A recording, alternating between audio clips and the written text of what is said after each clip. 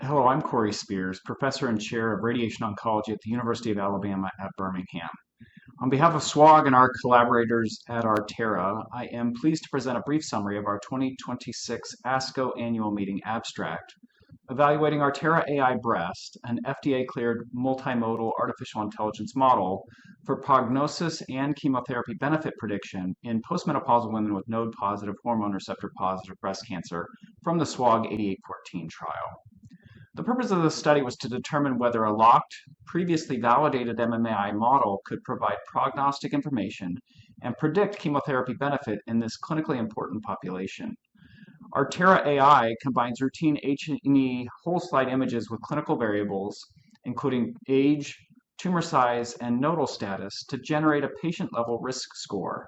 This model has previously been validated for prognosis in the ABCSG-8 trial, and for chemotherapy benefit prediction in the node-negative breast cancer patient population from the NSABP B20 trial. This study extended those validation studies into a higher risk node-positive cohort. SWOG 8814 was an ideal cohort for this question because it was a randomized phase 3 trial testing whether adjuvant chemotherapy improved outcomes when added to tamoxifen in postmenopausal women with hormone receptor positive, node-positive breast cancer. In this analysis, the MMAI model was applied in a locked fashion using the same previously validated cut points. For clinical utility, the intermediate and high-risk groups were combined into a single non-low-risk group, allowing for a binary assessment of chemotherapy benefit. The results were clinically meaningful.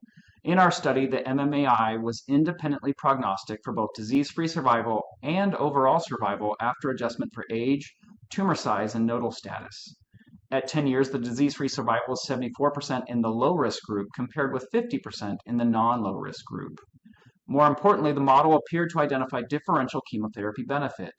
In the overall cohort, low-risk patients had overlapping disease-free survival curves with tamoxifen alone versus chemo plus tamoxifen. In contrast, the non-low-risk group had a great treatment effect with a 23% relative reduction in 10-year disease-free recurrence risk with the addition of chemotherapy. Perhaps the most clinically relevant finding was in patients with 1 to 3 nodes positive.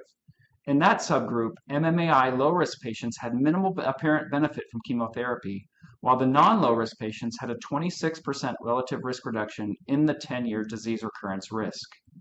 Clinically, these findings suggest that multimodal AI might help us move beyond just nodal or clinical features in identifying patients who may benefit from chemotherapy.